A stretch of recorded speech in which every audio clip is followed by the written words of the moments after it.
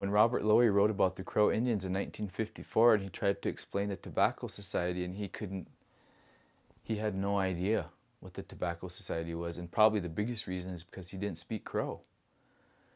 And so there was a language barrier there that was, I mean, among other things, one of the most significant things there. Um, and so just because of that thing in and of itself, that created a lot of misunderstanding. Um, and just, I think, the nature of their religion, the nature of their economy, the nature of their gender roles.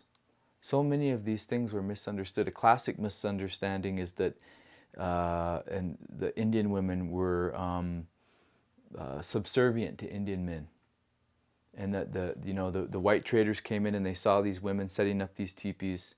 They set up the teepees. They took them down. They took care of all these teepees, and they said, "Wow, these women are kind of slaves to their men, you know. And look at they work all day. They scrape these hides. They do all these different things."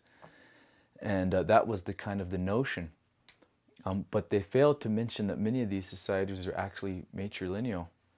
That part of the reason why the woman took care of that teepee is because it was hers. She owned it. And if she wanted to kick the man out, she just did it. And if a man came home and his stuff was outside that lodge, for the Crow tradition, you know, that woman had asked for a divorce basically. And if it was her lodge, then it was final. It was something that stood. And so I think sometimes there's gender roles, they're different, and maybe they're not always equal on every single thing, but they balance out in the end when you look at how the culture plays itself out. Something like teasing clan for the Crow people, that could be easily misunderstood by a trader who came in and would say, "Wow, what are these people teasing? Why are they, you know, talking badly to this person?" They may not understand that that's the tradition of the Crow principle of balance, that you need to have someone almost like the angel and the devil on each shoulder, you know, to kind of keep you balanced.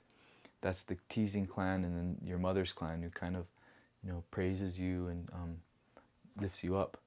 And so I think the oral tradition absolutely is something that is misunderstood on many different parts, and those misunderstandings persist into today.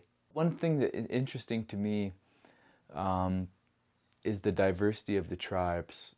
And I think that just that small insight, you can unravel it and deconstruct so much of our understanding of Indian people and why we think of them as these tomahawk carrying people when actually they were family oriented people who, you know, you probably couldn't find another culture in the world who was more family oriented, that actually lived by family values. I mean, to me, that is something that needs to be acknowledged and needs to be studied and held up by academics and scholars as something important, because that's what's going to take us into the next century. It's not going to be the corporations that you know find our way in this world. It's going to be the families.